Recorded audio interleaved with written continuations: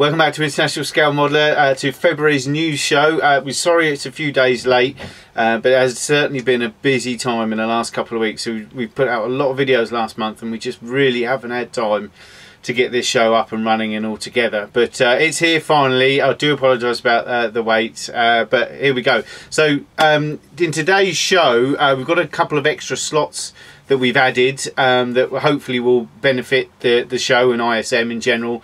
Let us know what your thoughts are on them. If they're any good, then say so. If you think they're rubbish, then let us know. We won't bother doing them again. But also, I hope you like the new intro that I did. I made that from scratch with a new bit of software. I'm really chuffed with it. I hope you guys like it as well. It's the one with the bombs and the planes whizzing past and things like that. But I've got this new bit of software and I've been playing around with it, as you'll see all the way through this video and everything. So also, before I start, I'd just like to say thank you to Mike Cohen, who sent me something at Christmas time. He sent me some maple syrup. Thank you very much, mate. But he also, I've just used the box for something else to pack some stuff up for someone else, and I found this card strapped underneath a bit of cardboard inside it. So thanks, Mike, for that, for your Christmas card, mate. I forgot to say, I didn't know I had one, so just found it. But anyway, let's see what's coming up in today's show. Right, this month, okay, we've got the ISM forum update, which is as per normal, which is the GBs, the SiGs, the competitions and the prizes and the winners and everything. We've also got an announcement to make for the group builds and the SiGs. We've got a new judge, a third judge, who will be announcing a little bit later on to give Paul and I a hand, because we have been swinging handbags at each other for the last couple of times. We've got what model reviews are coming for February. We've also got mine and Paul's current build updates. Obviously, the prize draw winners. The what is it is going to be winners going to be pulled out of a hat and announced. We've got at the end, we've got a shout out to all the young modelers that are on ISM and YouTube. They are the future of the hobby, so we thought we'd give them all a shout out, and maybe some of you guys can subscribe to their channels and give them a little boost. Also, we've got two new segments. One is question time, where there's a thread on ISM now where we're asking people just to, if they've got any questions they'd like to put on the new show.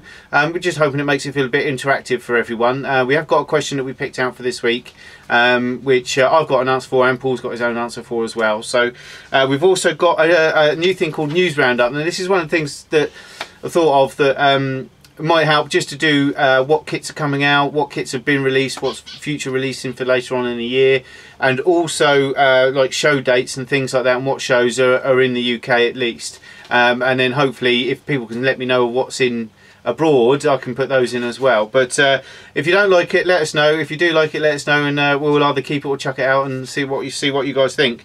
But from right now, and now for something completely different.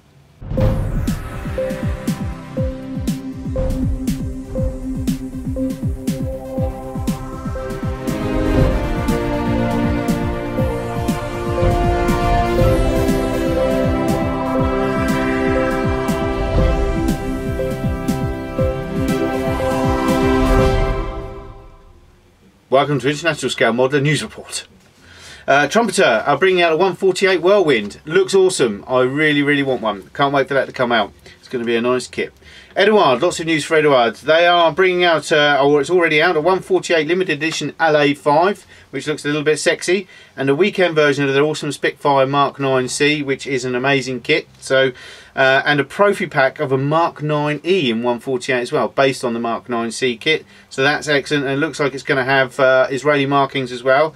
They're also bringing out a limited edition Spitfire Mark 8 in 148. So lots of Spitfires coming off the thing for Eduard there. We thought this would happen. So also they're bringing out a Royal Class 148 F4 Phantom based on the Academy kit. Again, limited edition is going to have lots of little extras in the box, so that should be nice indeed. Darkwell Creations have just released their new 70mm 124 2000 AD figure. It's only Judge Death. Buying it, gotta have it, love it. Freedom Models are releasing this baby. Now it's a bit of a looker. This is the US Navy UCAS X47B in 148. It is a bit of a looker, and again, if you're into that sort of the X-planes and everything, that's a brilliant model. Now obviously the biggest news at the moment is Kitty Hawk. They have just announced that they're releasing a 132 of the Bronco, the OV10D. Again, I think this will be a must-have kit. It's not a massive model, so in 132 it's going to be a nice size to work with.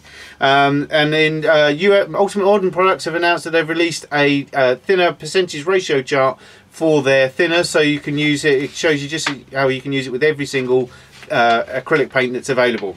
Right, next month we'll have all the Hobby Boss and Trumpeter releases for 2014. Let's move on to the shows. Right, February shows for February in UK. I haven't got any of the abroad. If anyone wants to let us know about the abroad stuff, let me know. Right, on the 15th of February we have the Fleet Air Arm Museum Model Show at RANS Yeovilton in Somerset. Meant to be a great show, and you can visit the fantastic Fleet Air Arm Museum too that's there. I think we'll plan to be there, so I think International Scale Model will be there, not in an official capacity, but we'll be walking around. 16th of Huddersfield, 16th of February we've got the Huddersfield Show at the Huddersfield Sports Centre. The 21st to the 23rd there's Model World at the Brighton Centre, a large show which has all aspects of model. I think it started off as a train modeller's place, but it's grown into a big family thing. It's a good family day out apparently. So 23rd we have the South Cheshire Militaire Model Show at the Victoria Centre in Crewe. And I'll just do the 1st of March ones because obviously we won't get those in next month's show. But on the 1st of March there's 3 shows. There's the On-Track Military Modelling Show at Leeds Cliff Hall in Folkestone. There's the East of England Model Show at Peterborough Town Hall in Peterborough, and the North Somerset Modellers Society Model Show at the Locking Castle campus in Locking Castle, Weston-super-Mare. So lots of shows there for you. As I said, anything you'd like us to include next month's roundup, let us know.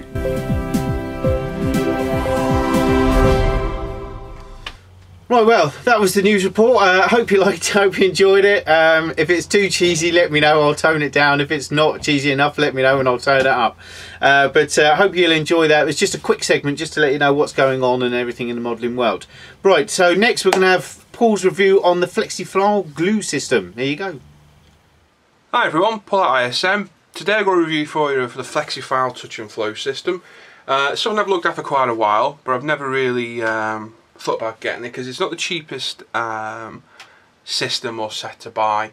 But I treated myself just before Christmas and got it just after Christmas. This was supposed to be my review for last month's news show and I didn't get it in time. Some of you may have seen me complaining about it. So I've got it now anyway. Been using it over the last 3-4 weeks and it looks to be an absolutely superb system. It's not the cheapest in the world, but the way you use it to apply the glue, is absolutely superb. Really clever and nice and simple as well. Now, nice distinctive packaging. The FlexiFlow packaging is quite distinctive.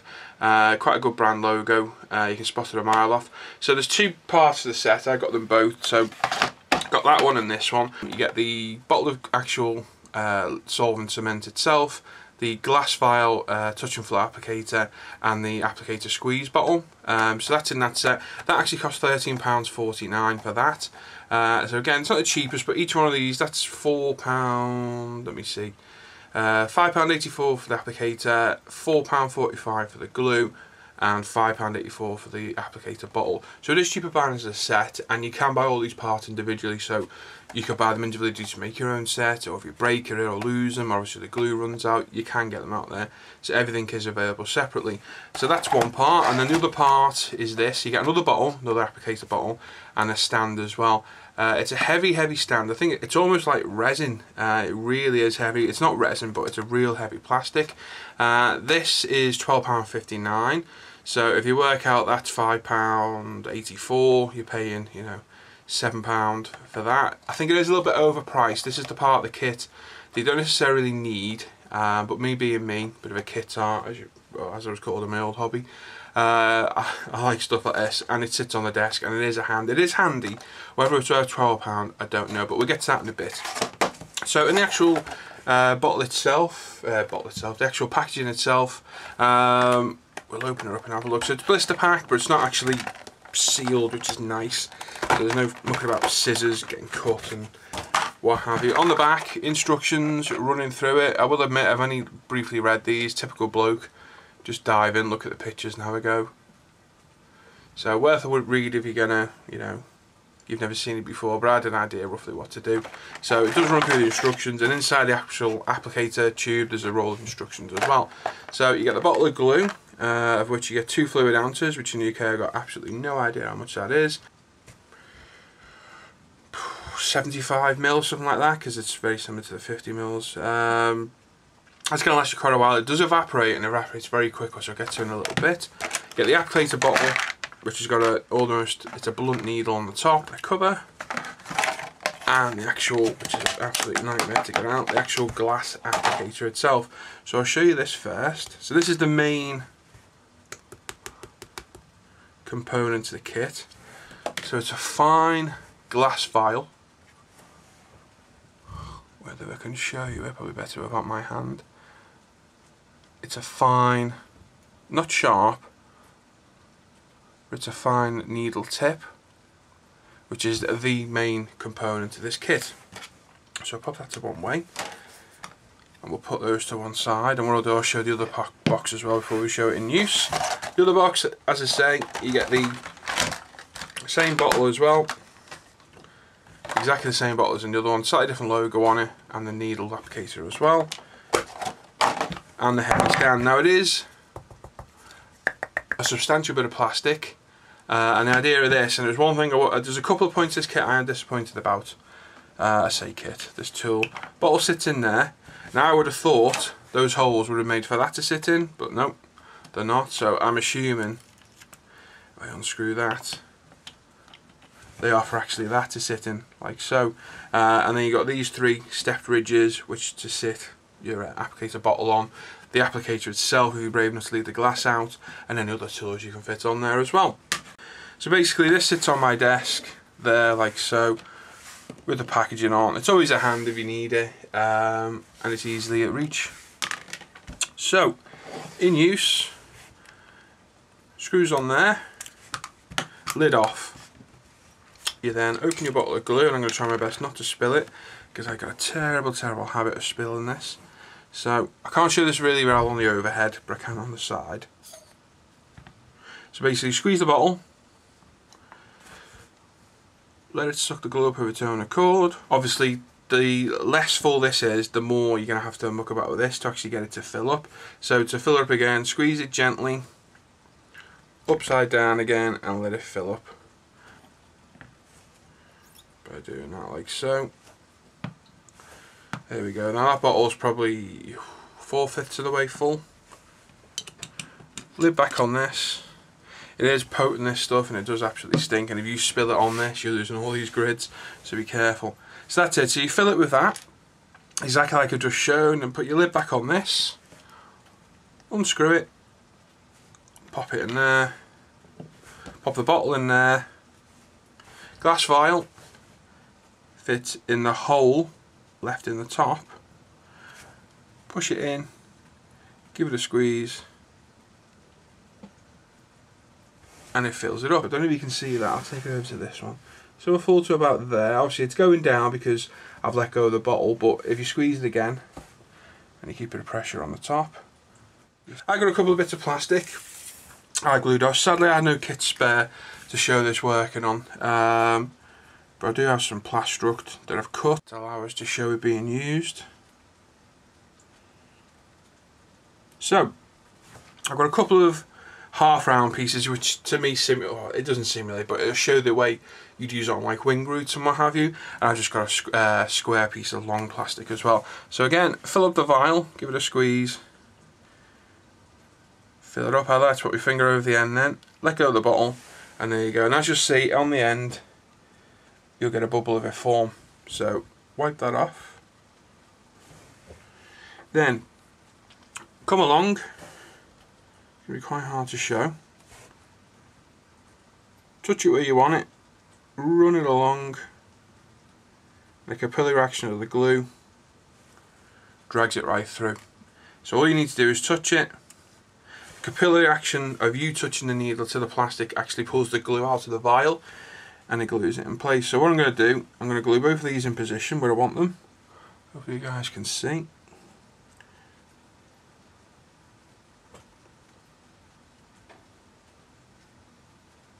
So I'm doing nothing more than just running that vial on the edge. I haven't got my finger over the end, and that should be glued in place. Yeah, so they're set, as you can see. If I pop that back in there.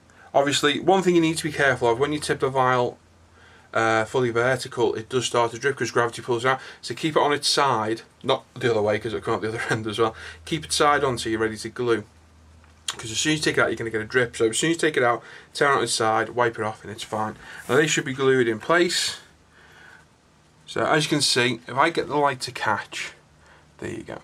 You can see on the top bit, which was the first bit we did, I had a little splodge, because I'm trying to do this on camera. It's not the easiest thing to do, trying to look on the viewfinder. But the bottom one, again, if I can get the light to catch,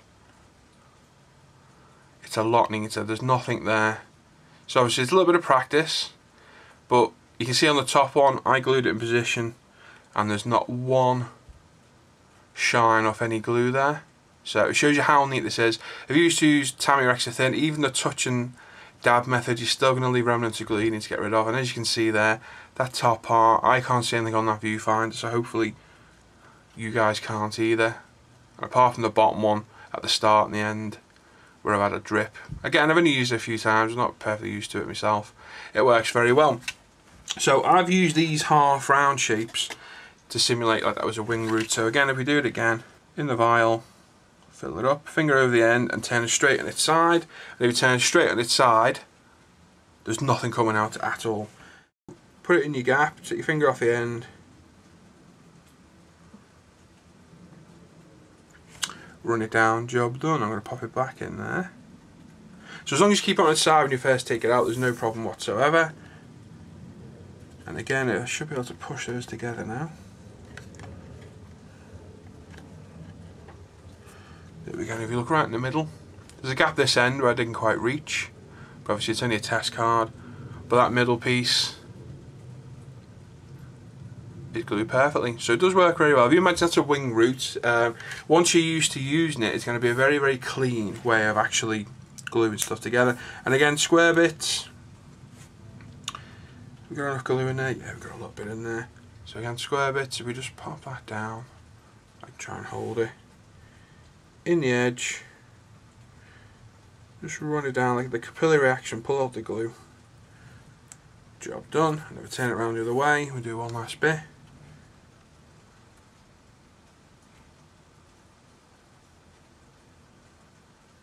Again, job done, easy as. So again, second time round, nothing at all. So again, if I turn it slowly to catch that, there's a little tiny speck at the end where I pulled it off when it dragged through. But it is a really, really neat system of doing it. Like I say, if you imagine that's wing roots or 90-degree parts you're trying to glue, then it is a very, very neat system of doing it.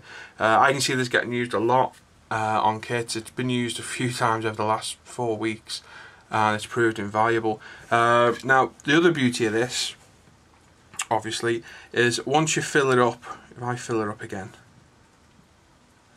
there we go. So we're probably halfway full. I show on the side camera. A little bit of plastic in there as well. Somehow I managed to get in there, not sure how. Once you're done gluing, obviously you've got glue in the vial still to get rid of. How do you get rid of that way? Press your bottle, I show you on the overhead. Squeeze the bottle, obviously make sure you don't get any glue coming out the top. Pop this back in, put it in, let go of the bottle. And there you go, everything dragged out of the vial. If I pull it out, there's the vial empty. So it is a very, very clever way. And I know I was speaking to, I'm sure it was Gav. For £5.84 they are expensive. And Gav was saying you could go buy any other bottle to do the same job. You can't. Because it's got, this is something I want to go through as well quickly. Because it's got the applicator tip on there to actually pull the glue up out of the glue bottle, and then the perfectly sized hole for the vial, it is made for this set. So it is worth the money in that respect. Now, two criticisms I've got is the price of this, which I think is extortionate for this little base. Well, it's not extortionate, but it's not the cheapest. And second of all, the main criticism. I thought, yes, you can leave this full of glue, no problem at all. Nope, you can't. This isn't airtight. If I was to squeeze that now, it's all going to come out the top, because this is just a cover. There's no way of sealing that, and I thought, okay, that's not very good. So it just evaporates over time. You just watch your level getting lower and lower day by day. So I thought, right, okay, I'll modify it myself. So basically, I unscrewed this first, and I tried a bit of white tack in there, and I thought, yeah, that did the job perfectly. Problem is, the fumes of this started to melt the white tack, and they started getting dragged down into the bottle. I thought, okay, next step. I thought, I've got a spare bottle, which I have here, a spare tip. So what I did is I got a nice round piece of Plastruct, glued it in position and put that in as well. Again, it was totally airtight. I could press that as hard as I could, and it still was leaking no fluid anywhere whatsoever, yet still over time it was evaporating away. And what I found was if I squoze it, then put the lid on, so it had a vacuum, over time it just gradually released it. So it's just not airtight for some reason, I do not know why. So basically you have to empty it back out. That's the main criticism of this. If I was to faff about a bit more with it, I could probably make it airtight, but to be honest, it's no hassle to quickly transfer the glue from the bottle. But I did have a go trying to fix it, and it did work. It is airtight, you don't get anything out. I can hold it and squeeze and squeeze and squeeze, no glue comes out whatsoever, but it still evaporates over time. So obviously it isn't completely airtight for some reason or other. But apart from that, the price, which isn't, you know, the cheapest, and that one downfall of not being able to keep this full, which is a shame, it is a very, very good system. So there we go. But that's been interesting for you to watch. Although for those, you know, problems, or not problems, but, you know, downfalls of it, the system, it does work very well. It does give a very, very neat, clean glue line. And like I say, I can see this getting used an awful lot by me. The other thing you can get as well, you can buy a set with another bottle where you get this same applicator lid, and you also get a very, very fine pointed one. So, but you could basically use this like the Revel Glue applicators, where you use this as an applicator itself. I have no idea how good it is. I will buy it. I'll get it next time I order for e-models, because again it's £5 odd or £6 off for the 2 nozzles, and it looks as though you can use it as a fine tip applicator then. So whether it be as precise as the vial, I don't know, it might go everywhere. And I've also seen a flexible tip for it as well. I'll get these and we'll review them at a later date. So there we go, FlexiFiles touch and flow system. Well worth a look at if you're thinking of getting one, basically. Like I say, apart from those problems, it looks great. So Paul at ISM, just catch you later, guys. Right, thanks for that, Paul. Much appreciated, mate. Looks like a nice little system. Right, we're going to quickly go through the GBs and SiGs now. First of all, we've got a bit of an announcement. Paul and I, on the last couple of GBs and SiGs, have really been fighting hammer and tooth, swinging handbags at each other, cream cakes, the lot. Because we can't decide. I mean, usually first and second are quite easy to decide, but third place is a real pig for us. It really is. Now we have as you all know, on the last GB, I've said that we have this crib sheet here. This is how we judge a competition. Even with this, we still have massive disagreements. So obviously we all, you know, we all have our own idea of what's important, and you know how these points should be ranked. So with that in mind, we've asked a third person to donate a little bit of their time and help us out with the judging on the SiGs and the GBs and everything like that. And we'd like to thank you very much for giving up your time. And the person who's going to help us judge is this young man.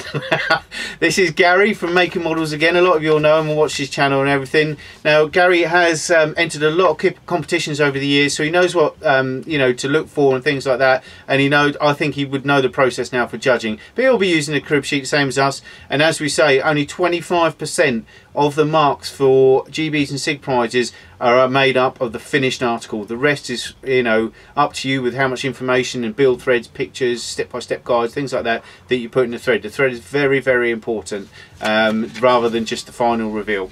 We'd also like to say again, we don't just want video builds, we do want picture builds as well. You know, just entering a video isn't going to cut it really.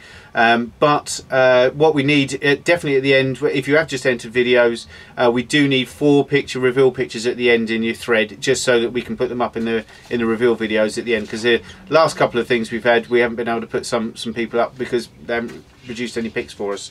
So there you go. So I'd like to say, take this opportunity to thank you, Gary, very, very much for offering up your time, mate. It's much appreciated, and we look forward to having arguments with you too. Right, okay, let's quickly run through the SiGs. Well, okay, first off, we've got the Steel Rain SiG, which runs from the 17th of January to the 11th of April. This has to be artillery, no tank destroyers or anything like that, no direct firing type of artillery or cannons or anything like that. It has to be artillery, as in the shells rain down. So we've got no conversions. We've allowed a couple of AAs like Flak 88 because they were used as artillery in a loose sense of the word, but they do fire up and the shells fall down. So, but we can add that from any time period, so that can be from you know, from like Spanish Civil War, you know, from a cannon on a galleon or whatever, right up to modern day, anything like that. So that's looking good. Now obviously the sponsor for that's S&M stuff. The prizes are here. We've got first prize is the MIG pigment set. This is the Urban Combat pigment set, and that's got some pigments and wash and things like that in there. Second prize are these Norman Knights. Now these are a lovely cast, but there's 15 plastic mounted figures. They're 28mm in size. Lovely second prize that. And Sean's kindly donated a bottle of airbrush thinner and cleaner as the third prize as well for some of our own stuff, so that's great. Now we go on to the 100 Years of Bombers SiG, GB. Now that started on 24th of January, runs till the 16th of May. It's 4 months long. Basically it's quite easy to describe. We've got from 1900 to the year 2000 any bomber of any sort, as long as it was made as a bomber. That includes torpedo bombers because they were a specific role, but no fighters whatsoever, or fighters that converted to use as bombers or anything like that. So loads of scope in that. Obviously the sponsor of that's Models Are Go. Thank you, John. We've got first prize. Let's just move some of these away. We've got first prize is the B24D from Eduard, the 172 edition missing centenarians. That is an excellent model. I've had a look in the box, it's absolute class. Obviously I'll be doing a review on all of these soon. Second prize is the Dornier Do 217M1 from Metalleri. Again, that looks nice. There's a nice little box full of goodies. And also third prize, we've got the Beechcraft UC43 Stagger Wing, which I really like the look of. And for a third prize, that is spot on, it really is.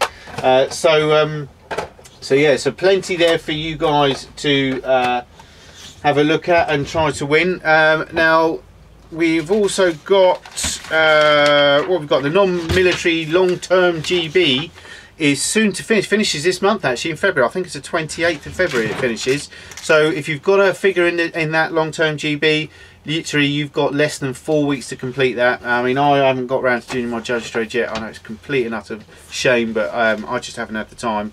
But obviously, you know, that goes. We've had a few finishes, but we'd like a few more because there's a lot of entries into that. So we just need you guys to get over the finish line in the next 3 weeks. Obviously, the prizes for that from Dark World Creations. We've got a first prize, which is Yared the Zombie. Great figures these. We've then got a second prize of the Zombie Nurse as well, and then the third prize we've got 2 equipment packs. These are all in 124. Scale, but you've got some fuel containers, jerry cans, and Molotov cocktails, spades, things like that. So if you're into your cars and you want some extras, then they're excellent to have. So very nice indeed. If I can get them to stand up again. Okay, right, so that's it. So everyone get finished with that one, because as I say, there's only about 3 weeks left on that. Now obviously the Cold War era GB is finished. That finished in January. Just like to say well done to Gav 0909, Flying Dutchman, and DC87. They were the 3 winners on that one. If you haven't seen the reveal vid, it is uploaded. Go and have a quick look. It's magic. Some excellent models in there. We also had the Whirlybird SiG that finished in January. We're well done to Flying Dutchman, Kiwi Gav, and Tambier's Snob. 3 winners on that one. Again, some excellent finishes and models in there. And again, the reveal vid has been uploaded, so go and check it out if you want to have a quick look. Other things, we've got the Hobby Boss 116 Tiger build still going, 4 entries on that, and that's going to be, I think, another 8 months before that's finished, but it is a nice little body build that's progressing quite nicely. Also, we've got all the dates and GBs and SiGs can be now downloaded from this calendar here. So if you want to know the dates the GBs finish and start, so you can plan your year's worth of builds, then you can download this from the website. It's on many threads, and you can have an idea. I've got one printed right next to my computer, so I can see which ones I'm planning, which ones I want to go for, and things like that. Also, just going to give an honourable mention to a SiG that someone started up. Looks like it's going to be a popular one a little bit later on, and that's called the Dangerous Cat SiG. Now this was dreamt up by Hollywood Modelling and Shoof. Now Sebastian and can't remember HM's name, sorry dude. Alright, they started this thread in the SiG section about they wanted to do a Panther SiG, and if anyone's interested, I think we've got 25-30 odd entries already, and they're sponsoring it themselves, which is really nice of them. We as Ultimate Modern Products said we'll chuck in a couple of starter packs as well, for some entries, some worthy mentions. But there's plenty of time to get kits in, as it starts on the 1st of June for 3 months, so plenty of time for that. It's not an ISM one, but I said I'll give them an honourable mention because they've done so well with it. So that's it. So that's all the GBs and SiG updates at the moment. I think now we're going to go over to Paul, who's going to do a review of the FlexiFile CS applicator. Here you go. Hi everyone, Paul from ISM. Another FlexiFile review for you today. This is FlexiFile's CA applicator. Now, I saw this a while back. I tried to buy it, it was out of stock. I ended up buying a different one. Instead, I ended up buying Mr. Hobby's glue and putty tools. The putty ones are fantastic, they work very well. This is those two, and as you can see, they're very well used. I use them all the time. They're great for applying, putty to areas, removing excess, etc. They do work very, very well. Now, the CA applicator worked for a few weeks, and even though it was recommended, I think it was Lee that reviewed it originally, and he said to me, make sure to keep the tip clean because it'll snap off eventually. And every use, I wiped it off, kept it spotless, and still over time it became brittle and it snapped off. That was originally probably a centimetre longer, going to a very fine tapered point, and it just snapped off. So basically, that's useless as that. But I'm left with these, but I think that set was about £8, £9. It might have been dearer, to be honest, I can't quite remember now. So a bit disappointing for it to break, but I'm still left with these and they do work well. So I bought the proper one. Again, FlexiFile. It's aluminium tube with FlexiFile's distinctive logo on the side.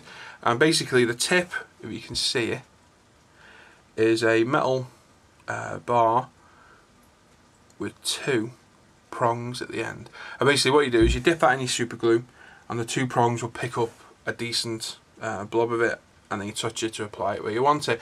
Now, I have seen people make these out of needles before, but basically you take a normal sewing needle, cut the very tip off, and you've got a CA applicator, and it does work very well. The ones I saw, they weren't as fine an applicator as this, it wasn't as fine a tip, but it did work. So if you're looking to save a bit of money, this cost £5.84, so it's not the cheapest tool in the world, but it's well made. It's aluminium. And for me, it sits nicely on my little touch and flow holder, so it sits there ready to be used. So we'll do a quick test of it.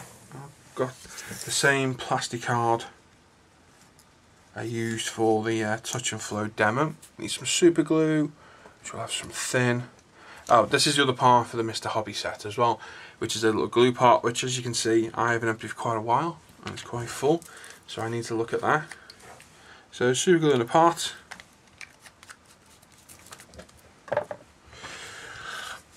Basically, get your prong, dip it in. The more you dip it in, the more glue you're going to get, and then it's a case of pop your blob down, depending on what you need. So we don't need a massive amount. I'm going to use one of our photo etch places. Pop it down, job done. So there's a small part glued on. Obviously, the more glue you want, I find the more of an angle you dip it in, the more glue you get on there, obviously, because you're covering more surface here. And obviously, if you dip it in a couple of times, you can put it in, spread it. Again, we use our tool. In, job done. So it's that simple. Now, as you can see, they're all neatly glued in. There's a bit of excess because I'm not really concentrating on what I'm doing because I'm on camera trying to do this for you guys. But they're glued in fine. It's nice, quick, simple. There's nothing to go on about this tool. It is what it is. It's a metal tube with two prongs on the end that picks up super glue. And that's it really. But it does work very well, as you can see. Now, the beauty of this over the Mr. Hobby set and other ones I've seen, because it's metal, you can clean it. Now, typically in super glue, it's flame. I've got my lighter. Don't smoke. I don't smoke. Bad for you. And any excess super glue can literally be burnt off, because super glue is highly flammable. A couple of seconds under the lighter, wait for your tip to go black, give it a wipe off, be careful you don't burn yourself, and there you go, as good as new. So you can keep that in tip-top condition. It's not going to fall to bits. The only thing you'll do with this is snap it if you're a bit heavy-handed, so you're not going to waste money like I did on the Mr. Hobby one. And it's a cracking bit of kit, and as you can see, you can perfectly applicate super glue in small. I mean, you can do a lot more. Like, it will put a absolute dot on there. If you just touch it in and use one side of the prong to touch down, you can get a minute amount of super glue on. Really good. And as you see on larger bits, you can dab it down and pull it across as well. Very, very good tool. Not the cheapest tool in the world, but for £6, it's well worth a go. I think it's a brilliant bit of kit, and it's used an absolute massive amount. I've had it a couple of weeks now, and it's been used so many times I've lost count now. I used to use toothpicks, but the terrible habit of toothpicks I've got, I dip in the super glue, stick it on, and then I put it in my gob while I'm working away. And I haven't done it yet, but one day I'm going to put the wrong end in my mouth and it's going to be stuck to my lip. So not the best way to do it, but that's why I normally do it with a cocktail stick, but I started using that now, and there's no looking back. It's a much more precise, usable tool, and it holds a lot more super glue if you need it than a cocktail stick as well. Now, the only thing I would say, burning off super glue isn't the best thing in the world. I read ages ago that burning super glue creates a cyanide gas. I can't find anything that backs that up, so it might be a complete load of rubbish. But burning anything like that isn't good for your health, so don't breathe in the fumes. But that's it. That's by the by. There's a bit of information inside. It's basically on their product range. It's a bit of a pig to get out. And it runs through a little bit about this as well. They're all in there, and all their tools. Just tells you a little bit about the company and a bit of an instruction sheet. So instructions say the CA applicator is a new tool for applying CA cement in a special way. I don't see why it's a special way. It's a handy way. Hold the CA applicator in one hand and dip the tip in a small pot of CA cement. The CA applicator will pick up a small drop of CA cement on its tip. You then apply the cement where you want it. Afterwards, you can wipe off the tip with a paper towel or piece of cloth. It's as simple as that, and it is. You've seen it. If the CA applicator becomes clogged or has a build up at the tip, a small hobby knife will remove it, which is true, or a flame will remove it in seconds. Like I say, just be very, very careful, because those fumes can cause major health problems, as well as just making you generally unwell. So there you go, guys. Another nice tool review. I think it's a cracking tool. It's a cheap tool as well. It's not going to break the bank, and it works very, very well. So there we go. Hope you like that, and I'll catch you guys on the forum. Thanks for that, Paul. Very nice review, mate. Cheers. And another nice looking bit of kit. We just want to go back to the forum news quickly before we do the competition prizes and everything. I just want to mention about the kit review section. We've got nearly 300 video and photo reviews there so far from our members and everything. I want to say thank you to everyone that's contributed to that thread. If you're doing reviews or anything like that on YouTube, or you want to do some photo reviews, you want to post up a thread about, you know, please do so. More than happy, more the merrier on that. We want to really build that section up, make it a good resource for people. So now let's go on to the prize draws.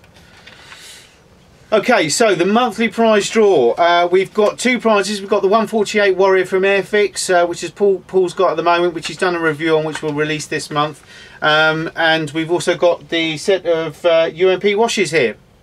Now, what we're going to do, I've done them, I've picked them out on the number generator. You know who I use random.org. And the Warrior goes to Scale Modelling 1105. That's Will, I believe, is one of our younger members. So well done, Will, on that. So you'll get that Warrior 148 in the post. If you can let Paul or myself know your address, that'll be smashing. So well done, mate. Well done. And the Ultimate Modelling Products full set of washes goes to Mick, M-I-C. Now, I don't think Mick's been a member for long, but well done, mate. Again, it came up on a random number generator.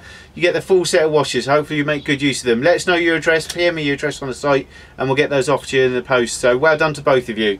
This month's prize draw will start tonight, and it will be, you will have this as the main prize, which is 132 Messerschmitt BF109E/4 Tropical from Trumpeter. Great kit. It's not going to be a big kit as well, 132. So that's going to be a smashing prize for someone. And the other prize will be a full set of buffers from Ultimate Model Products, a full set of multi-pack sanders, a placer tool, and a new product that's coming out next week. So you should be able to, you'll have that new product that's in there. There you go. That's all you're getting to see. And that will be out next week for you lovely people. So that's another prize as well there. Right then, the What Is It winner. The draw for this. Now, there were 10 people that got this right. So quite a few, so it's hard, we couldn't really just pick one at random because no one got it exactly right. But obviously now the winner of this will get the Revell 132 Red Arrows Hawk T1A. It's a smashing kit. That's in 132. We've got several of those here, so that's a lovely prize for someone. Now, as I said, there were 10 entries in there, so what I've done is I've put all your names on these. Oh crap, someone don't get a chance. Oh. There we go, bald spot. We've got these 10 entries here, so I'm going to put them in this little box and we're going to draw them live for you. So, now the winner, the the actual winner was, it was the Harrier GR3 from Tangmere that I'd seen myself and took a picture of. This was the what is it picture, okay, and this is the aircraft that it's from, so everyone can see what it is. But if no one's been to Tangmere Museum, go there. It's a smashing place. They're really lovely. It's run by a load of volunteers and they're absolutely great people, and if it's quiet they'll let you go into cockpits of the Lightning and things like that, which is awesome, mate. It really is. You've got to get down there. Lovely place. Been there a couple of times now because it's only 20 minutes down the road from me. Anyway, let's go on to the draw. So here we go. This is for the 132 Revell Red Arrows Hawk. The winner is going to be, swish it around a bit so you can all see. Here it is. Okay. The winner is... oh, suspense. RSR Devon. So well done, RSR Devon. I'm not au fait with him as a member, I do apologise, mate, but well done, you've won the Hawk T18. And just to prove it to everyone, you know, we'll pick up all of these. Here's the winner. Okay, RS Devon. And you've got all of these here. We've got Snapper City, you know, they're all in there. Okay, so well done to you guys. Well done to everyone that got it right. I think, you know, I think the only people that got it right were UK people. So obviously the Harrier GR3 is very popular here. So well done to RSR Devon. I won't lose that. So that's if you can let me know your address by PM on the website, that'll be smashing, and that'll be winging its way to you as soon as possible. So well done, mate. Right, competitions in January. We've got some excellent prizes. We've got a caption competition that's going to be coming up this month for the Revell 124 Ferrari Testarossa 512 Testarossa. So that's a lovely little kit again. So that's going to be up for a win on a caption competition. Johnny 044 is not allowed to enter. You are banned, mate, because you've won the last two. Even though your captions are good, we've got to give someone else a go. So that's great. We've also got obviously our monthly prize draw, which we've always done as prizes, and we may have a spot prize in the middle of the month for some little thing when we bring out our new products, which should be in about a week's time. So we might announce a little competition just to win a pack of those and everything. But that's it. So now we're just going to have a quick look at our builds, and we'll start with mine. There you go. Okay, so my builds, where am I at the moment? Well, we've got, obviously this old chestnut is still going. We've got, oh God, it's covered in dust. This is going to go in a box because I'm fed up with keep showing you this each month, but it is, I've got a special paint scheme, but there's no point me doing it until I get ready to do the other model, which is a way off yet this year, I think. But I mean, I do really want to get this done. I might just change this and just get it done and try out this AK modulation set on it. This Panzer Grey, and just see what it comes out as a Panzer Grey. See if I can make that look a bit nice. So who knows? I might give that a whirl. I'm trying to give that a whirl, that set. So I may do that with that. So pretty much very boring on that front. We've also got obviously my figure, which hasn't changed at all since well, for about 4 months now. I really must get on with this. I've got to try and get this done before the end of the competition, but I don't know. It's I do really want to get this done because I've got a feeling that as soon as I get this done, I will get crack on with all the other ones I've got. But for the time being, I think we're just going to stay there. Hopefully I'll get it done by the end of the competition. Right, the other thing is the Javelin, as you can see, is well and truly pre-shaded. Have a look at that. Now I've never done so much pre-shading on an aircraft before. I mean, that was a session and a half, believe me. I had to clean the airbrush out a couple of times where it kept drying and things like that, but that is a lot of pre-shading. I mean, it's absolutely everywhere on there. So I'm hoping, now that I've done that on this, I'm hoping that this is going to be all ready for paint. Well, it is all ready for paint now, so I'm going to hopefully get this done. As you can see, they're going to the overhead. Look at that. That is a lot of pre-shading. Absolute tons of it. So so yes, so hopefully we're going to go over to get that done. I want that done by the end of this month because I want it in my cabinet. I want to look at it. The other one I've started this month, as you guys know, is the camera, which is for the GB and everything. Now this is a labour of love. I've done this before for my dad, and because he used to work on the PR9, so I built him a PR9 ages ago. You know, I've decided to do the B18 for our 100 Years of Bombers GB. I'll just let you know the progress and where we are on this. You can see it's the length of my arm, look, because you know it's right down from the crook of the elbow right to the end of the tip, so it's just a big old plane. But if you have a look, I've just masked together these the hull here, which fits together very well, I have to say, as it did on the PR9, which is basically the same kit, all but a few little things. Now, if you have a look at this, as you can see, this warpage here, this was a problem on the other one. Now, on the other one, the PR9, obviously it has no bomb bay. It's closed up because it's full of cameras and stuff like that. What I had to do is I had to put, you know, quite a thick bit of sprue in here and here just to keep this solid, because it's quite flexible.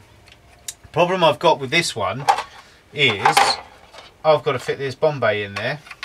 Okay, obviously it goes in half before you put it together, so I can't put any structural stuff over the top of that. Now that goes into about that far inside the aircraft, as you can see, so I can't add any structural integrity to the fuselage. So I'm very wary, because once you get the doors on there, which I've primed and everything, you can see that there's going to be a problem. I mean, the doors are going to be open, so I'll be able to get away with it. So you can see there, see the gap that's either end where it warps up in the middle. So the gap's going to, I mean, there's going to be, you know, they're going to be open, but there is still a gap there, as you can see on these ends. So I'm not 100% sure how I'm going to work my way around that yet, but I will work my way around it. So that's looking good. So that's the fuselage. You then got the wings, which these are all polished up and ready and all done. Again, there's quite a lot of filling and sanding to be done on this model, but I like it because it's all part of it. But as you can see, that's a big old model once it's done, but they fit together lovely. It's got a nice profile. Look at that. Well, it's straight. That looks awesome. One of the best jets ever made. 57 years this was in service, until 2006. From 1949 to 2006. Oh, that's really amazing aircraft. But everything else fits together fine. You know, all the tailplanes and everything, they all fit together fine. There's not a problem with that. Again, a lot of these need. Let me get that right for you. A lot of these need some filling and sanding and stuff. You know, all these sort of edges that, you know, if you're going to have the ailerons slightly ajar, which I will do, you know, you've got all these ends and everything, they all need flushing out and everything, because they're never completely flat. But you know, saying that, that was all nice and easy. Again, you've got these modules, which are the jet intakes. Again, they need a lot of filler and everything. I let my filler dry for a couple of days before I even start hammering at it, because they always get sinkage otherwise. Again, same with the rocket pods. You know, they need a bit of work as well. What else was there? Oh yeah, the other rockets. You can see how much, you know, filler was required in between all the gaps between the fins and everything. Same on both of them. Okay, you can see there that, you know, there's lots of little filler jobs needed, but for that I use Vallejo plastic putty, but that does shrink, so you have to put it in, leave it a day, and then top it up again the next day. But apart from that, we've got the cockpit is done, as you can see here. Now what I've done with this, I've base coated it, then I've put some alclad in there, and then hairsprayed over. So that's hairsprayed and alcladded. So that's already, same with all the surfaces, the ejection seats. Cockpit's usually quite nice. The last one I did for this, which you can see here, the last one I did for this was, it came out really nice, I thought, and that was my second model I'd only ever built. You know, there's some surfaces on there and everything that you can pick out and put around and dirty up a bit. Ejection seats aren't up to much, but you know, they will do. They look nice enough. As I say, you don't get to see a lot of the cockpit in this. And the instrument panel, again, there's plenty of stuff to pick out there. You know, got the Bombay and the Bombay doors and everything. Now the bombs I'm using, I'm going to go for the nukes on this. Even though it was an interdictor, this was the nuclear straw class. You can see they're all primed, ready to go. Fuel tanks, bomb release bays and everything. So that's where I am with that one at the moment. I'm hoping that, you know, this will be I mean, if it comes out half as good as the first one I did of these, then I should be happy. But as you can see, this one, next time you see this should be all finished and done. I've got a build thread on the site that you can have a look at and see where I am with it. But I haven't posted any pictures since the beginning, but you can see where I am. Some pictures will be going up very, very soon, just explaining the odds and sods. But there you go, that's where I am with my builds.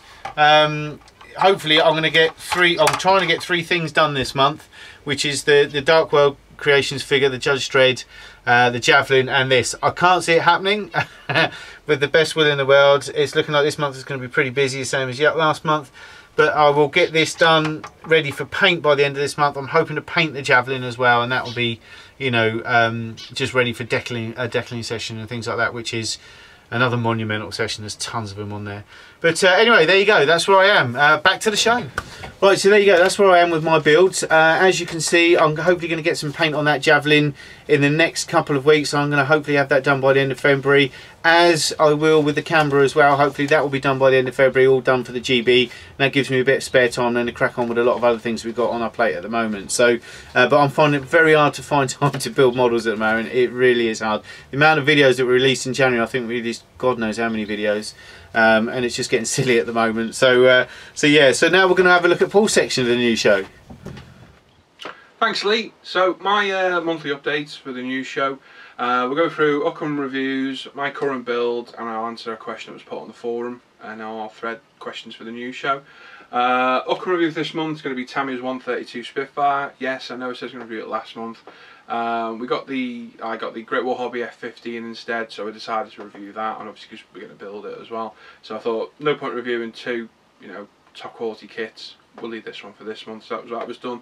To be uploaded soon is the FX Warrior. I said about last month as well. I had a very busy month myself, and a lot of videos have gone up. Spent a lot of time on the forum, sorting out the group builds, judging, which is never fun, and obviously videos for you guys as well. Like I say, the Great Wall Hobby F15 landed, which was fantastic. It landed about halfway through the month. Stung for customs charge, unfortunately, but that's by the by. And we made a start building that the other day, so that's fantastic to start building for the channel. Free videos, as I keep saying, they are free. And part 1 was up, and I got a few good response off it, so that's really nice. Part 2 will be up next week. I'll get another part done, probably Sunday or Monday next week, and we'll get that going as well. So that's nice to see. We'll go over to my current builds in a bit and see how they're coming along as well. Questions for the forum. I got asked, well, myself and Lee got asked about, you bought a kit, a Tamiya kit, and the paint call out calls for Tamiya paint. Obviously you haven't got Tamiya paint, you've got Revel or what have you, and you want to convert it. How do we do it? 2 ways I do it. Number 1, on the phone, on my iPhone, I've got the iModel Kit app, which I reviewed a while ago for the channel. If you go back and have a look through our videos, and basically you can pick a paint colour. Say it's Tamiya's XF18. If I just go through quickly, so you click on it, you click on the paint itself, and that gives you the call out at the top. You can click the actual paint colour itself, and it gives you a full-size phone picture of the paint itself. And then down below you've got all the alternatives. So this one's saying Humbrol 96, Vallejo 964, Vallejo Air 5, and a few other manufacturers as well. So basically you can look at that, and using the swatches, which what these basically are, you can pick a colour closest to what you're going to have. Now each one of those you can also make full screen as well, so you can really compare it, you know, put it next to the paint. Obviously what the interpretation's like on that, the colour, I don't know, but as a rough guide you can pick the colour up and think, yeah, that's close enough, or that's miles off, as some of them do look way off to the colour. But obviously different manufacturers have different interpretations of colour. Vallejo's interpretation of RLM is way off from everybody else, I find. Personally, I find the extra acrylics and the Mr. Hobby a lot better. But that's one of the methods I use. Just a quick reference number on there, and I've got a lot of paint here. What you can see behind me is only half That's probably less than half what I've actually got. So I've got Mr. Hobby, Vallejo Model Colour, Vallejo Model Air, Tamiya, Extra Acrylics, Citadel, a few ACAN, a few AK interactive paints. So I've got a lot. The other way I like to do it as well, and it's the method I use most of all, is if I go through say a Tamiya kit, and again I see like a olive drab colour is probably the best one to use. I'll just Google the paint I want to use, be it Extra Acrylics or Mr. Hobby. I'll put in Google Mr. Hobby Aqueous olive drab, and that'll bring up the paint and the paint code, and I'll think, okay, it's H56. It's not, but it's a colour off the top of my head. I'll go to the paint, take the bottle down. That's the beauty of having them, and then I can physically compare them next to each other. That's the method I use the most. I use the app as a rough guide, again, to do the same thing, but if I want an olive drab, and the likes of Mr. Hobby and Extra Acrylics, they'll do a couple of shades of olive drab, which there are a number of shades of olive drab, and it is a handy reference. Just get the number, look at it, and that's it. Because not all the paint manufacturers are on that app. When I reviewed it, I actually mentioned in the review about having Hannon's Extra Acrylics in there, and I emailed the company, I think it's a Swedish company, and believe it or not, after the review only being up for half an hour, they'd actually seen it, and it was great. They do plan on adding all the paints over time, but they say getting actual accurate swatches for them to use is hard. So you can see we're all on the way. Some of the colour reality can get lost. You know, it's like Chinese whispers. The further on goes, the less exact it is, and that's what they were saying. So I just use that app as a guide, and like I say, if that's got it, I'll go and pick it up. Or if I can't, I'll use Google to search actual paint colour, be it olive drab, field green, whatever. That's what I use. On ISM there is a full paint chart conversion. I don't tend to use those. I use those two methods because it's quicker. I just literally, my computer's right here next to where I work, right behind me, and I'll just quickly type it in, and that's it, job done. So that's how I look for paint call outs. Any more questions, please pop them in that thread. We are very interested to answer questions. No experts by any means, and there are a few questions in there that can just be answered on the forum. I think Matthew asked about cleaning paintbrushes and what have you, and Rob has just done a cracking thread on the forum and video on cleaning brushes. So the likes of that I don't think we need to answer, and like I say, we're not experts, but we can give you answers to general modern questions like that. So there you go. So I hope that helps a little bit, and it shows how I, and Lee probably as well, convert colours. So we'll head over to the workbench and we'll go and look at my current builds. Okay, so my current builds, obviously we've got the techniques guide, which is getting a bit of a roll on steam now, getting done. A few more parts and we're ready. It's decaling next. Last part we got some panel fading, a little bit of highlighting, and the mottling done. The mottling didn't really show on camera that well, so I don't know if I can get it to show now for you. It's quite a hard colour, there you go, to distinguish. I did say on the next technique guide I'll add a short 5-minute bit on the beginning on a scrap of the plastic card, just showing a darker mottling how I do it. But it's turned out very well, I'm quite happy with it. The mottled paintwork, not mottled, sorry, the faded paintwork's looking really smart now. So this is gathering steam to get done. Like I say, decaling next. So probably another 3 parts and we're done. We've also got the E-models build. There's a video ready to be uploaded. They've had it for a week now, so it'll go up when they get around to do it. Unfortunately, guys, it's out of my hand. Obviously got the fuselage, which you've all seen before, and what I worked on in the last video was finishing off the engine. Ignore the exhaust at the back, they need to be sprayed a different colour. There was this colour call out in the Tamiya kit was shocking, so I tried a different couple of colours, and I quite like the last one I got, which is Vallejo's new rust colour. So that's the colour I'm going to use, and these will be painted in that. I just put it on to show how it looks as we are now. So what I've basically done, it's all been washed, dry brushed, weathered, and I added, like I said I was going to, those ignition leads. Now they do need straightening out and putting exactly where I want them, but it adds a lot of detail to the engine and I'm quite impressed. Looks a lot better. Like I say, the wiring needs straightening up, but every time I touch it I move a bit of wire because it's very, very soft lead wire. It is very, very delicate and flexible, so every time I pick it up I end up moving a bit of wire. So once this is installed in the front of the fuselage, like so, once it's actually glued in position and I start putting the cowlings on, then I'll straighten them up. It's just literally a pair of tweezers and they just need moving in position. But that's gathering a bit of momentum now as well. Cockpit was a long-winded part, as was the engine. Now we can start getting the fuselage together and, you know, get some paint on it soon. But like I say, the engine all been washed, dry brushed. I think it looks alright. I'm quite impressed with it. It's my first large scale engine, so hopefully it'll look well in the actual aircraft itself. So there's that and that.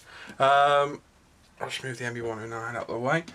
My own personal build is Tamiya's F16, which I showed Cohen this the other day, and it was nowhere near this stage. It was probably like 2 days ago, and I said to Mike I'd have this ready for paint by the end of the week, and we were like, oh, I don't know whether or not. I have, Mike, it's ready.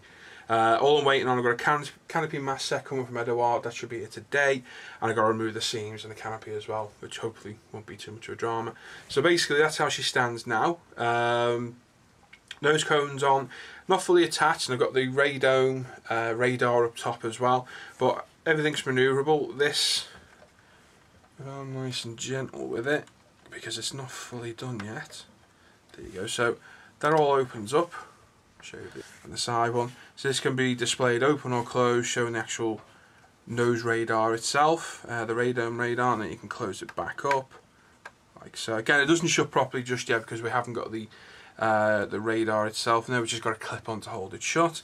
We've got the Vulcan gun on the side, which is in here, and obviously all the panels are removable, so when the aircraft's fully built you can take it all apart and have a good look in. That weapons bay needs weathering, a little bit more work in there to finish that off, but the gun's looking well. That was airbrushed in Alclad gunmetal and then dry brushed with a dark Tamiya grey, and it's give a good effect. So like I say, you can leave that open or close it all up. It all just friction fits in.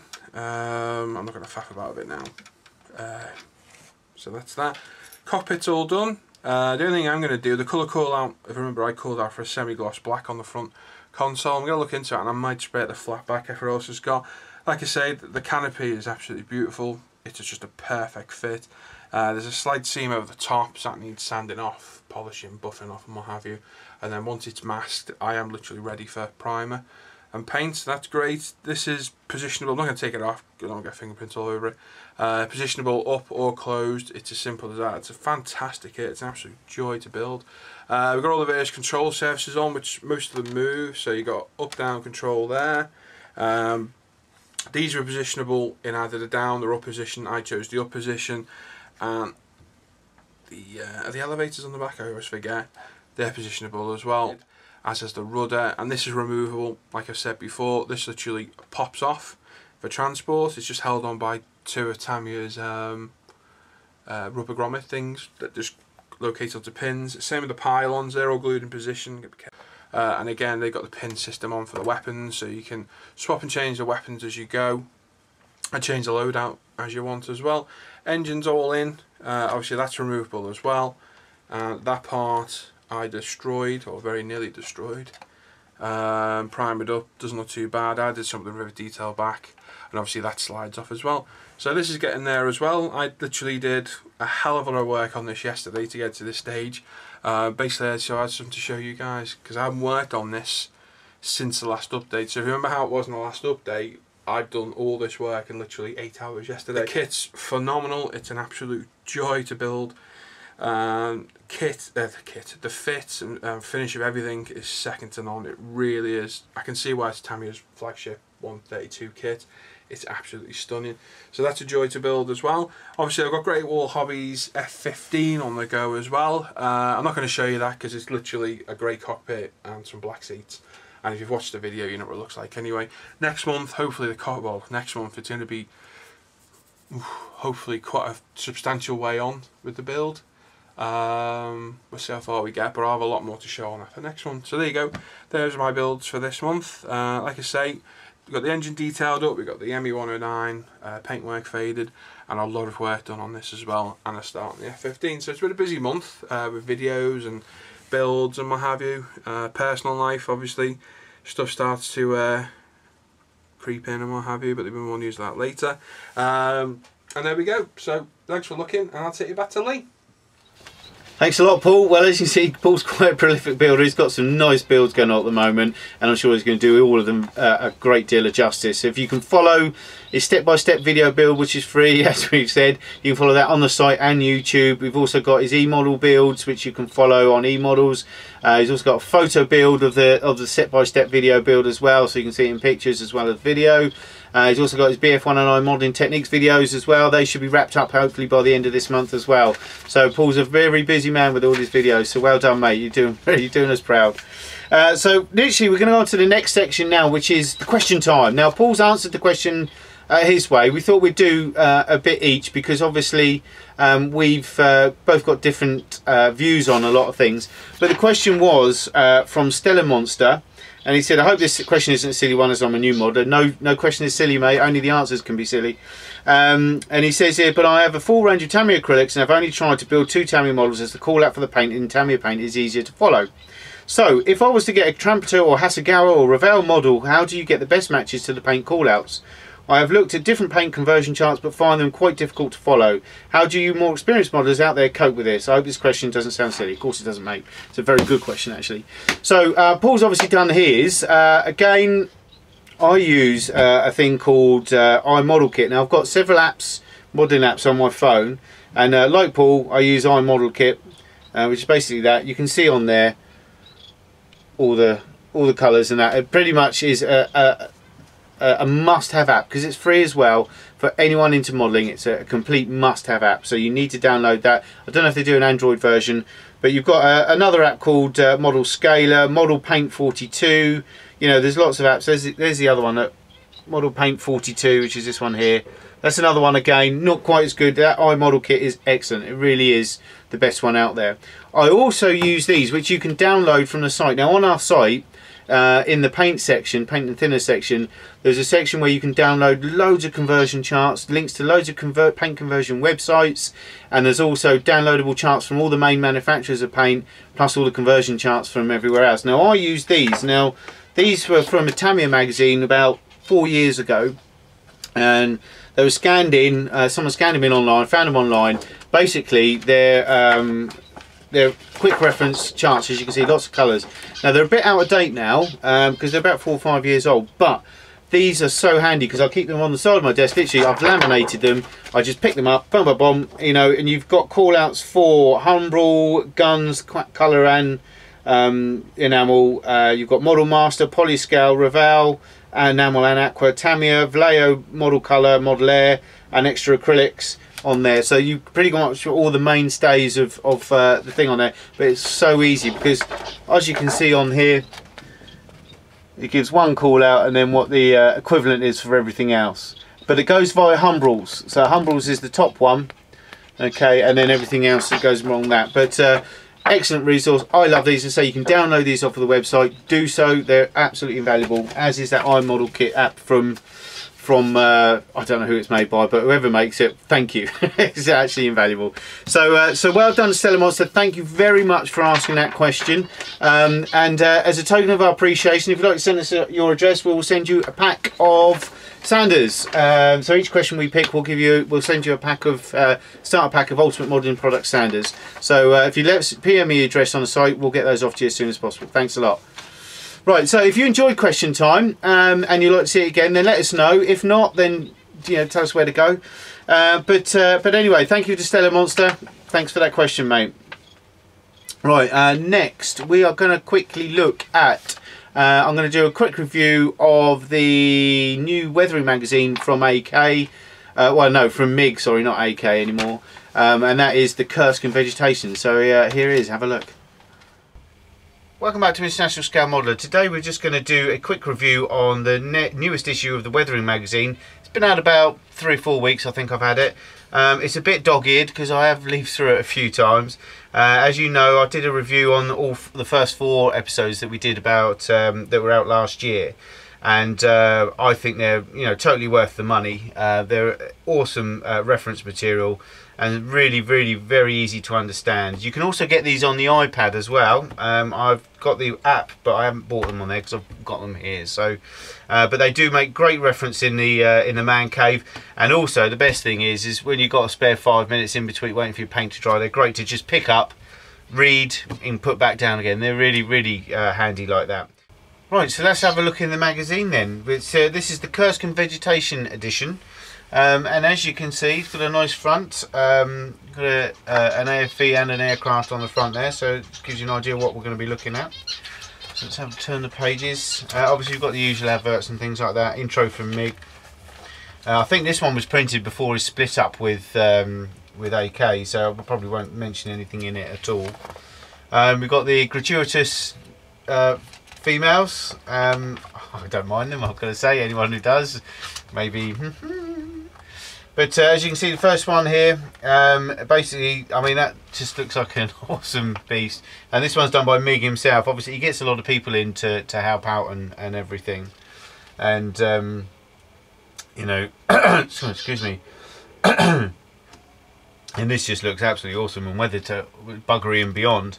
And basically, it's saying in here that, you know, not only do you want to look at the weathering, but if there was, this is in Kursk, obviously the type of soil when it exploded all the way round and everything, you'd be looking at, you know, bits of soil and everything getting on top of the craft and all that. And I think that's a lot of this, what this section is about. There's not only just obviously the weathering and the chipping and things like that, but also of what's going to be done after you've done all that bit. But it goes through the process, as you can see, really step by step, and really gives you an idea and a handle on how to do it properly. Then you've got here, then he's putting in the mud and the pigments and things like that. And as you can go through, all the way through, step by step, really good ideas. And then you've got, you know, obviously adding dirt onto the top of the tank and everything, how he does it. It looks like real dirt actually. And adds a bit of water, swishes it around, you know, all sorts of things. It's really nice indeed, and obviously the finished result looks absolutely corking. I'd be really chuffed if I could do something like that. But that looks really, really nice. I mean, it's a captured one, obviously. But yes. So yeah, as you're moving through, then you've got this one. You know, this is a great looking one, Buried Alive. And basically, again, it's at Kursk. And you've got this, I think it's a T-34, isn't it? And you've got this T-34, you know, stuck in this tank trap that they obviously had made, or a bomb crater or something, shell crater. But again, it's a smashing looking diorama, and again tells you how to build up the model step by step, and then adding grass. How you know how this guy, is this actually MiG or this is Rick Lawler, and how he builds up the scene, you know, gradually. Lots of plaster from Paris and pigments and earth and things like that, and obviously the fake grass and everything. But that, I mean, you'll agree with me, that looks truly stunning at the end of it. I mean, that would be a lovely thing to have on your shelf. And so, but going on through it again, you've got another one. We've got a T-34 here again, and again, this is all weathering techniques, obviously using AK's modulation set there, which I don't think that will be in the next issue, that's for sure. But as you can see, again, tells you how to weather this beast up with dark mud and all this streaking grime and things like that. I mean, it looks really, really nice, I've got to say. It really does look the nuts. But I mean, it tells you again about doing tracks as well. You know, focuses on the tracks and everything. But it really is a top-notch magazine. Then you've got an aircraft, and this is something obviously that MiG doesn't concentrate on a lot on, because obviously he's primarily an AFV builder. But as you see, we've got a couple here, Javier Lopez de Anca and Ricardo Abad Medina, and they've both done this aircraft and how to weather up this, and it does look stunning with the chipping and everything like that. Something I've never tried, marker pens, things like that. It looks like he's pulling out individual stuff with a, oh god, brown pencil. God, that must be fun. But again, ideas how to, it looks like they're spraying their stencils on and things like that. It's really clever, and it looks really nice. But it's very nice weathering, it really is. They've really gone to town on it, and I've got to say, very impressive. Many multi layers to this aircraft, and as you can see, done a fantastic job at the end. It really is. But anyway, skipping on through, don't want to make this last too long. We've got a tiger here again in the dust, and it's a dusty tiger basically, which again would be the thing at Kursk, if I remember rightly from the battle. So yeah, all very good, and as you can see, so a nice end result, and dinked up all the plastic and things like that. So very nice indeed. Then we've got a KV, what is it, ISU 52152. Now it's an impressive looking tank as well, isn't it? The size of that gun on there, the barrel, the mantlet itself. The thickness of that mantlet. But yeah, so again, showing all the things that they're using, the powders. Obviously, it's all AK, and I'm sure the next issue of this will have no AK products in it whatsoever. And it tells you how to build up the diorama base and things like that. And very plain, simple base, but sometimes less is definitely more. Then we go on to, like, we've got some artillery here.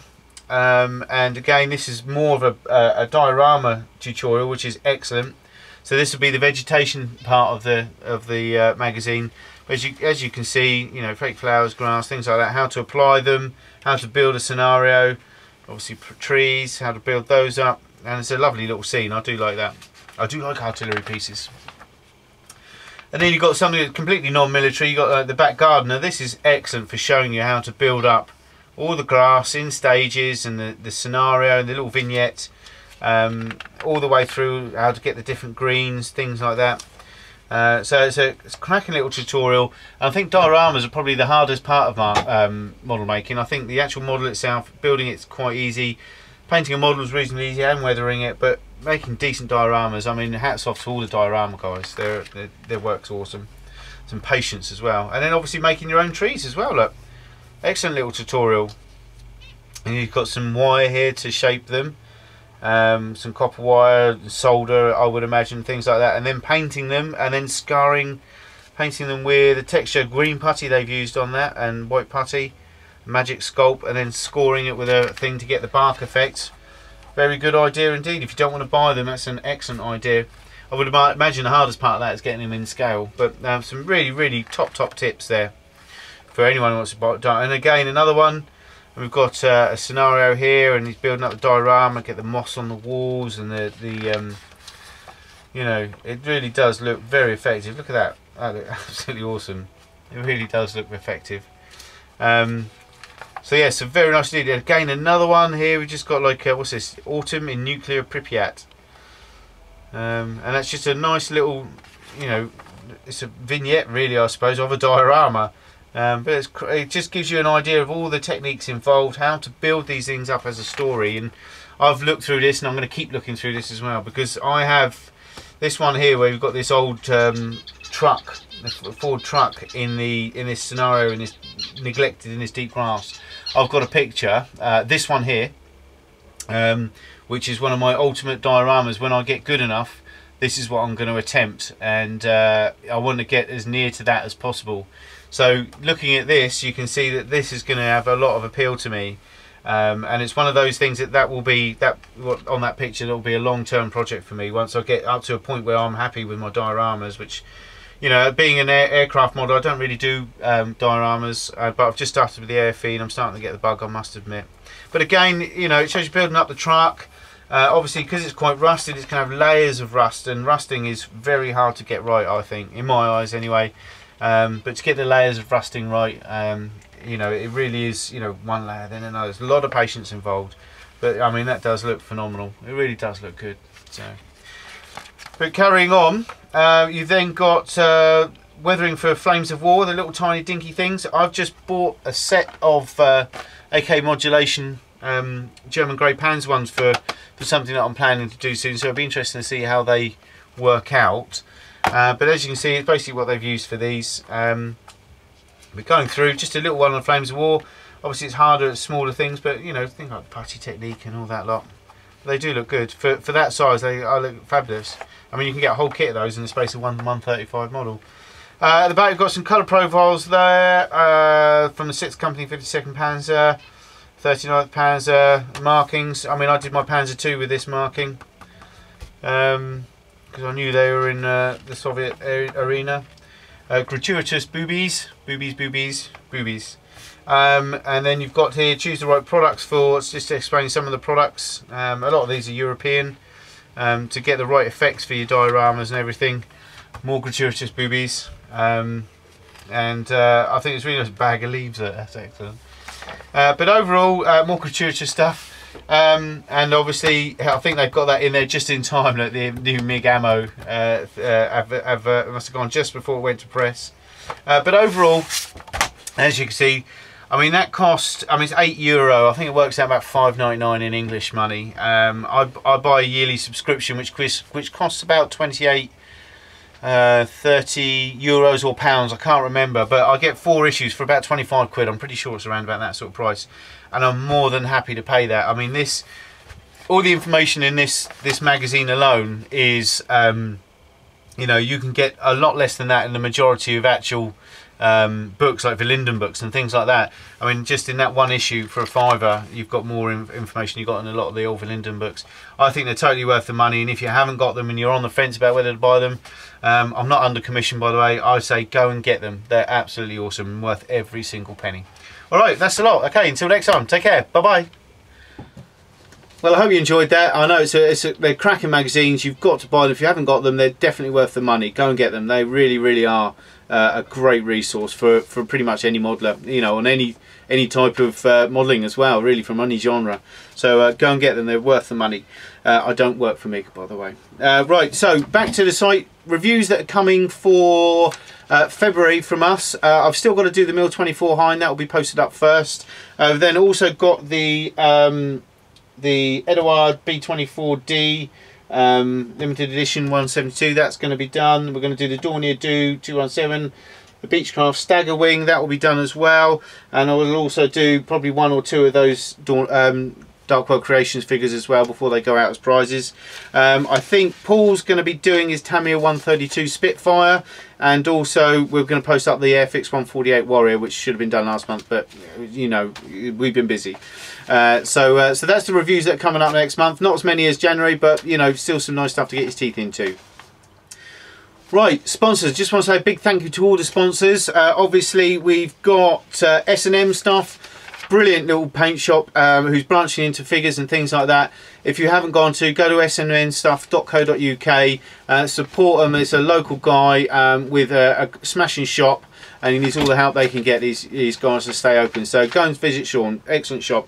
Also we've got Models Are Go who sponsor our group build as well.